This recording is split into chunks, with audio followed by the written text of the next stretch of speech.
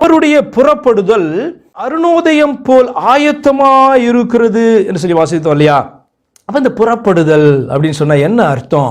புறப்படுதல்னா என்ன மீனிங் அது கொடுக்கிறது? மீகா 5ஆம் அதிகாரம் 2வது வசனத்தில் பாருங்க, எப்ராத்தா எனப்பட்ட பெத்லகேமே, நீ யூதேயாவில் உள்ள ஆயிரங்களுக்குள்ளே சிறியதாயிருந்தாலும் இஸ்ரவேலை ஆளப்போகிறவர் உன்னிடத்திலிருந்து புறப்பட்டு என்னிடத்தில் வருவார். இயேசு கிறிஸ்துவை குறித்து சொல்லப்பட்டதான ஒரு வார்த்தை.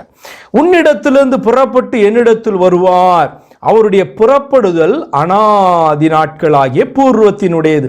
என்னெல்லாம் இந்த வார்த்தை நமக்கு சொல்லிக் கொடுக்குது தெரியுமா? புறப்படுதல் என்றால் தோன்றுதல் என்று அர்த்தம். அதாவது எப்ராத்தாவிலே தோன்றுவார், பெத்லேஹேமிலே தோன்றுவார் என்று சொல்லி பார்த்தீங்கன்னா தீர்க்க தரிசனமாக ஒரு சத்தியத்தை சொல்லிக் கொடுக்குது.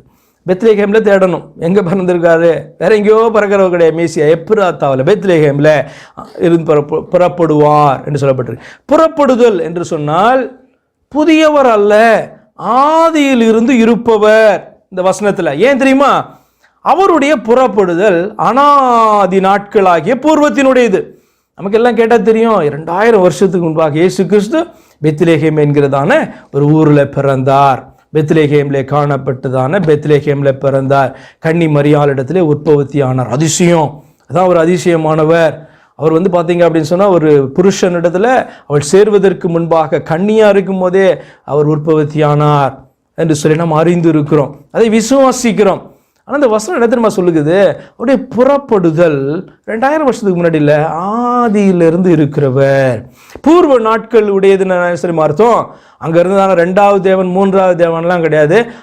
ஆதியிலிருந்து இருக்கிறதான அந்த ஒன்றான தேவன் உனக்காக இந்த பூமியில ஒரு குறிப்பிட்ட இடத்தை சொல்லி அந்த இடத்திலிருந்து புறப்பட்டு வருவார் அப்படின்னு சொல்லப்பட்டிருக்குன்னா, அங்க இருக்கிறவர் உனக்காக கீழே இறங்கி உனக்காக வந்து அந்த இடத்துல பிறந்து அவர் என்ன பண்ணுவார்? திரும்பவும் தான் இருந்த இடத்துக்கு இயேசு கிறிஸ்து ஏறி போனார்னு தெரியும், போன வண்ணமாகவே திரும்பி வருவார் என்று வேதம் சொல்லுகிறது. வருகிறவர் சாதாரண ஒரு மனிதனாக அல்ல. தீத்து 2:13 சொல்லுகிறது அவர் யார் என்று சொல்லி, மகாதேவனும் நம்முடைய இரட்சகருமான இயேசு கிறிஸ்துவனுடைய மகிமையின் பிரசன்னமாகுதலுக்கு எதிர்பார்த்து கொண்டிருக்கும்படி நமக்கு போதிக்கிறது. வேதம் என்ன போதிக்கிறது? சுவிசேஷம் என்ன போதிக்கிறது? சரியான விசுவாசம்னா என்ன? முதலாவது சாதாரண மனுஷனாக ஒரு ஆட்டுக்குட்டியை போல வெளிப்பட்டவர் வேறு யாருமல்ல, மகாதேவன். 2வது தேவன் கிடையாது, மகாதேவனும் இரட்சகருமாகிய இயேசு கிறிஸ்துவுடைய மகிமையின் பிரசன்னமாகுதலுக்கு காத்து கொண்டிருக்கும்படி நமக்கு போதிக்கிறதாம்.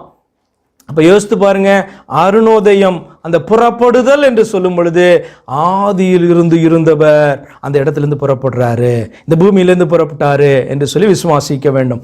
ஆதியில் நிர்ணயிக்கப்பட்டதான ஒரு காரியம் என்று சொல்லி விசுவாசிக்கணும். அவருடைய புறப்படுதல் அனாதி நாட்களாகிய பூர்வத்தினுடையது, ஆதியில நிர்ணயித்ததான ஒரு காரியம். மனுஷனை உண்டாக்குவதற்கு முன்பாக, உலக தோற்றத்துக்கு முன்பாக அடிக்கப்பட்ட ஆட்டுக்குட்டி என்கிற வார்த்தையை நீங்க வாசிப்பீங்க.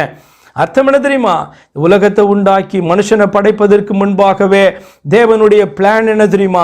இந்த மனுஷன் விழுவான், அவனை பூரணப்படுத்துவதற்கு தான் ஒரு மனிதனாக இந்த உலகத்தில் வெளிப்பட வேண்டும், அதுவும் இப்படி ஆட்டுக்குட்டியாக தன்னை ஒப்பு கொடுப்பதற்காக வெளிப்பட வேண்டும் என்று அவருடைய அனாதி தீர்மானம் நிர்ணயிக்கப்பட்டபடியே அந்த காலத்தில் இறங்கி வந்தார், நமக்காக தம்மையே ஒப்பு கொடுத்தார். விசுவாசி என்று சொல்லுகிறார். தேவன் நமக்காக வெளிப்பட்டார் என்று விசுவாசிக்கணும். அநேகர் சொல்லிக் கொடுக்கிற மாதிரி 2வது தேவன், குமாரனாகிய தேவன் வந்தார். குமாரனாகிய தேவன் என்கிற வார்த்தையே கிடையாது. குமாரன் என்ன அர்த்தம் தெரியுமா? ஒன்றான மெய் தேவன் நமக்காய் மாம்சத்தில் வெளிப்பட்டார், ஆனபடினாலே அவர் குமாரன் என்று அழைக்கப்பட்டார். குமாரன் என்கிற வார்த்தை தேவன் ஒரு சரீரத்திலே ஒரு ரூபமாக நமக்கு முன்பாக தோன்றினார் அப்படின்றது தான் அதனுடைய அர்த்தம். ஒழிய குமாரன் என்று இன்னொரு தேவன் கிடையவே கிடையாது. அது ஏமாற்று வேலை, வஞ்சகமான ஒரு வேலை. அது பார்த்தீங்க அப்படி சொன்னால் நம்மளை இடர செய்கிறதான ஒரு உபதேசம். அந்த திருத்துவ தேவன் அவரை சொல்ற மாதிரி ஒரு அருவருப்பான ஒரு காரியம் எதுவுமே கிடையாது. காரணம் என்ன? ஒன்றான மெய் தேவன் வேத வசனத்தை வச்சு ப்ரூவ் பண்ண முடியாதபடிக்கு 2 தேவன் 3 தேவன் அவர் ஒன்றாய் இருக்கிறார் அப்படின்லாம் சொல்லி ஜனங்களை ஏமாத்துறாங்க. ஆனால் அவரோ சொல்றாரு, என்னோட வேற தேவன் கிடையாது, நான் ஒருவனையும் அறியேன், அப்படின்னு அவர் சொல்லும் பொழுது மனுஷன் இல்லை, ரெண்டாவது ஒருத்தர் வந்தார் அப்படின்னு சொல்லிட்டு வேத வார்த்தையுடைய கருத்தை அறியாதபடி இன்றைக்கும் பேசி கொண்டிருப்பானா? நீங்கள் முதலாவது தள்ள வேண்டியது யார் தெரியுமா? அப்படி ஒருத்தன் நின்று சாதித்து கொண்டு இருக்கான் பாருங்க. அவன் எவ்வளோ பெரிய ஆளாக இருந்தாலும், வயசு எவ்வளோ பெருசாக இருந்தாலும், என்ன உபதேசத்தில் அவன் சொல்லி கொண்டு இருந்தாலும், வந்தவர் தேவன் அல்லன்னு சொன்னால் அப்படியே தள்ளி வைங்க. தேவனுடைய குமாரன்னா என்னன்னு சொல்லி கொடுங்க. தேவனுடைய குமாரன்னா தேவன் ரூபத்திலே வெளிப்பட்டார். அதான் தேவனுடைய குமார் என்ற வார்த்தையினுடைய அர்த்தமே ஒழிய வேறொருவர் வந்தார் என்பது அதனுடைய அர்த்தமே கிடையாது என்பதை நீங்கள் விளங்க செய்ய வேண்டும். புறப்படுதல் என்று சொன்னால் முளைத்தல் என்ற அர்த்தம். கீழே இருந்து பார்த்தீங்கன்னா முளை கிளம்பி ஒரு செடியெல்லாம் வளருது பார்த்தீங்களா, முளைக்கிறது அப்படின்னு சொல்றாங்க. புறப்படுதல் சொன்னால் முளைத்தல் என்று அர்த்தம். சங்கீதம் 85:11 ஒரு வசனம் காணப்படுது. சத்தியம் பூமியிலிருந்து முளைக்கும், நீதி வானத்திலிருந்து தாழ பார்க்கும் அப்படின்னு சொல்லி வாசிக்கிறீங்க. இப்போ சத்தியம் என்கிற வார்த்தை தேவனை குறிக்கிற வார்த்தை, நீதி என்பதும் தேவனை தான் குறிக்குது. அப்ப சத்தியம் என்பது தேவனை குறிக்கிற வார்த்தை, அது பரலோகத்தை குறிக்கிற வார்த்தை, பரலோகத்தை சார்ந்த ஒரு சொல் அது. ஆனா சத்தியம் பூமியிலிருந்து முளைக்கும் அப்படின்னா அர்த்தம், பரலோகத்தின் தேவன் இந்த பூமியில மனிதனாக தோன்றுவார் என்று சொல்லி அர்த்தம்.